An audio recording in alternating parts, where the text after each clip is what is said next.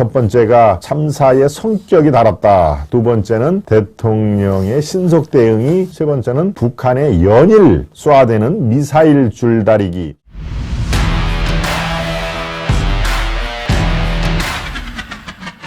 태원 참사 국민, 뭐 국민이나 국가나 마찬가지죠. 국가 애도 기간이 지난주 토요일 자정으로 끝났습니다. 그런데 일반적으로 이런 대참사, 대비극이 벌어지면은 그 해당 정부, 지금은 이제 윤석열 정부죠. 윤석열 정부의 지지율이 일단 출렁거리고 빠질 수밖에 없는 그런 상황입니다. 뭐 세월호 때도 마찬가지였고요. 아마 대참사 앞에서는 이 재간이 없죠. 일단은 출렁거리고 빠지는 게 정상입니다만은, 글쎄요, 이번에는 조금 양상이 다르다 하는 얘기를 제가 해드릴까 합니다. 이번에는 양상이 조금 다른 그런 상황이 펼쳐졌는데요.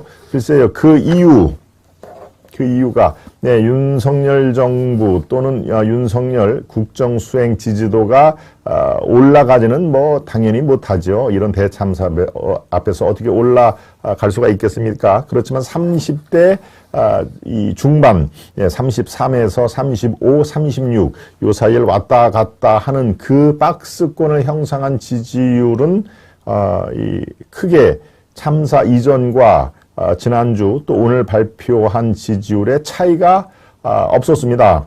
네, 이거는 또 매우 의미심장한 그런 내용인데요. 글쎄요, 세월호하고 견주지 않을 수 없습니다. 세월호 때를 보면은, 세월호가 발생이 되고, 그 당시에는 박근혜 대통령이었죠.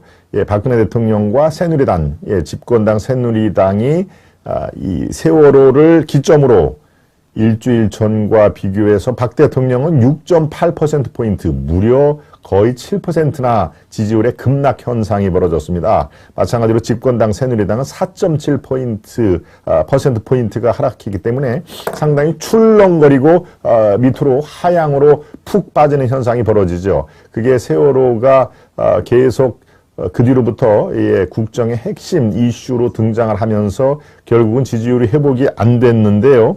네, 물론 그 당시에 이 세월호 당시에 야당이었던 새정치민주연합, 새정치민주연합은 그 당시까지만 해도 상당히 지지율의 아주 답보 상태를 면치 못했을 정도였죠. 30%를 넘지는 않았습니다. 27, 뭐 많아야 28인데 세월호를 기점으로 상당히 새정치민주연합이 새누리당을 이제 치고 올라가는 그런 현상이 벌어졌는데, 이번 상황에서는 그렇습니다. 윤 대통령과 국민의힘의 지지율이 말씀드렸다시피 33, 34, 35, 36의 박스권에서 왔다 갔다 하는 여론조사 업체와 기관에 따라서 조금 차이는 있습니다. 그렇지만 이렇게 세월호 때처럼 푹 빠지는 현상은 나타나지가 않았다 하는 얘기를 여러분께 드리고자 합니다.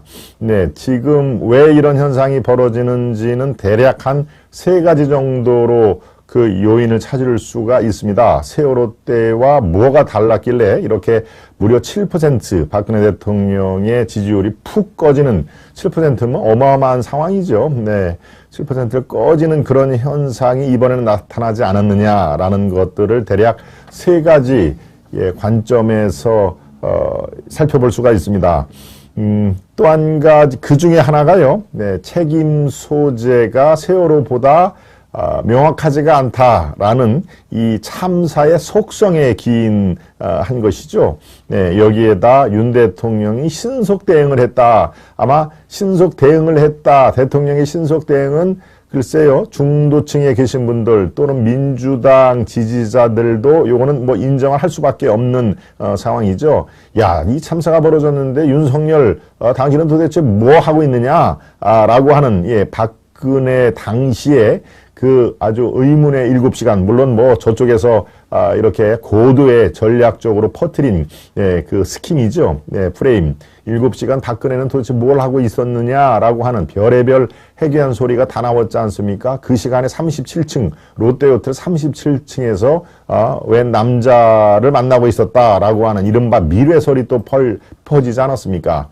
네, 그 남자가 나중에는 뭐 정윤회라는 얘기도 있었고요. 물론 뭐 사실이 아닙니다. 다 가짜 뉴스입니다. 예, 37층의 은밀한 장소에서 여러분 생각을 해보십시오. 대통령이 그 대낮에 이 시내 한복판에 있는 그 사람의 눈이 많고 CCTV가 뭐 수십 대 수백 배가 있을 거 아닙니까? 예, 거기에 VIP들이 가는 37층에 무슨 뭡니까 스위트룸에서 정윤회를 만난다? 이게 가당치나 한 얘기겠습니까? 네. 그런 것들을 버젓이 도대체 7시간 동안에 박근혜는 뭐 했냐라는 그런 프레임으로 공격을 했죠. 여기서 괴벨스의 얘기가 또 안 나올 수가 없습니다. 선전선동, 한 사람을 쓰러뜨리기 위한 선전선동에는 딱 한 문장만 있으면 된다. 그렇지만 당하는 입장에서는 그 선전선동에 넘어가지 않기 위해서는 1000페이지, 10,000페이지의 자료가 필요하고 수십 시간을 얘기를 해야 선전선동에 대응을 할 수가 있다. 그나마 그것도 효과적인 대응 방법은 아니다라고 하는 그게 괴벨스가 얘기를 한 거 아닙니까? 딱 이 의문의 7시간 행적 박근혜는 어디가 있느냐 딱 한 문장으로 선전선동을 하면 이 당하는 입장에서는 뭐 여러 날 그 시간에는 어디 있었고 방어를 하기 위해서 온갖 아주 난리를 편다. 그래도 그게 효과적으로 방어가 되나요? 이미 시중에는 흉흉한 소문이 다 날 수밖에 없는 그런 상황이기 때문에요. 네, 그러니까 우리는 그 괴벨스의 선전선동이 박근혜의 7시간이라는 좌파 세력들의 선전선동에는 우리는 익히 알고 있습니다. 이번에 윤석열 대통령의 신속 대응은 다 그런 것을 물론 감안을 하고 또 진심으로 우러나오는 그 애도를 표하는 상황이기 때문에 거의 매일 하루도 빠짐없이 분향소에 가서 분향을 하고 네, 어제는 그 명동성당, 캐톨릭의 본산이라고 하는 명동성당에서 김건희 여사와 함께 이태원 참사 희생자 추모 미사에 참석을 하는 등 매일매일 희생자와 유가족들을 위한 행보를 이어가고 있습니다. 그러니까 윤석열 대통령 당신은 지금 뭐하고 있었냐라고 하는 그런 내용은 최소한도 저쪽 그 친민주당 진영에서도 나오지를 않는다. 예, 이거와 더불어 지금 참사의 성격 자체가 책임 소재가 불분명하다는 그런 내용이 있습니다. 예, 생각을 해보시면 아마 여러분들 아실 겁니다.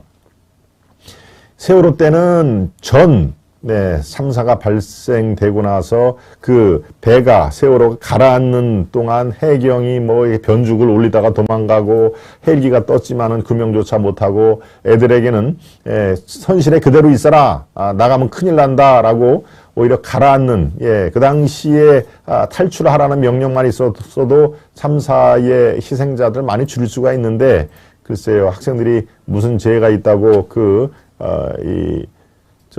마이크로 통해서 스피커로 통해서 흘러나오는 안전벨트를 매고 꼼짝없이 선실에 있어라라고 하고 그렇게 서서히 배가 가라앉지 않았습니까? 네, 그런 것을 우리는 TV 중계로 살펴보고 정부의 아주 무능과 판단착오 이런 것들을 우리가 여실히 봤기 때문에 이번 사안하고는 상당히 성격 자체가 차이가 난다. 네, 첫 번째가 참사의 성격이 달았다. 두 번째는 대통령의 신속 대응이 많은 사람들에 대한 판단에 영향을 미쳤다. 네, 세 번째는 또 뭘까요? 세 번째는 비슷한 시기에 북한의 연일 쏘아대는 미사일 줄다리기, 미사일 신경전 이것들이 영향을 미쳤다 하는 분석이 가능합니다. 때맞춰 이태원 참사 당일부터 계속 매일매일 십수발을 쐈지 않습니까? 하루에 북한의 김정인이 미사일 발사로 발생되는 비용이 북한 주민들이 전체 먹여서 살릴 쌀 수입, 1년치 쌀 수입액하고 거의 비슷한 상황이다 하는 얘기. 네, 참 이걸 우리가 어떤 식으로 받아들여야 됩니까? 네, 같은 하늘을 이고 살고 있습니다만은 김정은, 김여정의 그런 인식은 우리랑은 뭐 도저히 접목을 할래야 할 수가 없는 상황인 것이죠. 북한 저들이 좋아하는 인민, 북한 백성들, 북한 국민들의 1년치 쌀 수입량을 하루에 미사일 발사로 허비하는 그런 글쎄요. 저걸 뭐 리더로 얘기를 차마 저도 리더라는 두 글자를 붙일래야 붙일 수가 없는 상황입니다. 그러니 북한의 미사일이 거의 동시다발적으로 쏜 상태니까요. 어떻습니까? 국가의 대참사와 국가의 안보 이런 것들이 우리 국민들에게 뇌리에 뚜렷이 밝히는 상황인데요. 예, 저렇게 되면 어떻습니까? 예, 이른바 자유우파 보수 진영의 그런 그 인식 있는 분들이 이거는 정말 국가의 정말 대단한 위기 상황이구나. 또는 중도층에 있는 사람들이 이 북한의 김정은에 대한 반감 이런 것들이 지지율을 급락을 시키지 않는 완충작용을 할 수가 있었을 그렇다라는 분석이 가능합니다. 그러니까 이런 대참사의 156명이죠. 현재 유명을 달리한 156명이 이 사상자가 발생을 했음에도 불구하고 윤 대통령의 지지율이 당연히 올라가지는 못합니다. 그렇지만 떨어지지도 않는 그런 현상을 어떻게 분석을 할까? 첫 번째는 윤 대통령의 신속 대응. 이건 아마 박근혜 대통령 그 당시의 상황에서 반면기사를 당연히 얻었겠고요. 참모들도 그렇게 아마 주문을 했을 겁니다. 두 번째, 참사의 속성, 특성이 사뭇 달랐다 하는 얘기. 세 번째는 외부 요인으로 북한의 김정은 도발, 미사일 도발이 이태원 참사와 같은 시기에 동시간대에 연이어서 발사를 했기 때문에 그거에 따른 안보 리스크가 오히려 완충작용을 한 측면이 있다라고 제가 분석을 해드립니다. 그러니까 지금 뭐 당분간 윤석열 정권의 지지율이 더 치솟아서 탄력 있게 상승할 가능성은 뭐 지금 어차피 참사의 후유증이라든가 또 문책, 지금 선수습 후 문책이라 아직은 이 문책 옷을 벗는 사람이 없습니다만은 이제 줄줄이 용산 서장을 비롯해서 제1차의 수문장들은 이미 대기 발령이 돼 있기 때문에 사실상의 문책성 인사가 난 것이죠. 그렇지만 그 위에 서울청장 또 윤희근 경찰청장 행안부 장관 또 총리까지 책임 있는 사람들의 문책 수위라든가 책임 소재 이런 것들은 이제 이번 주부터 국민 애도 기간이 끝난 이번 주부터 상당히 진절될 가능성이 매우 높다 이렇게 생각이 듭니다.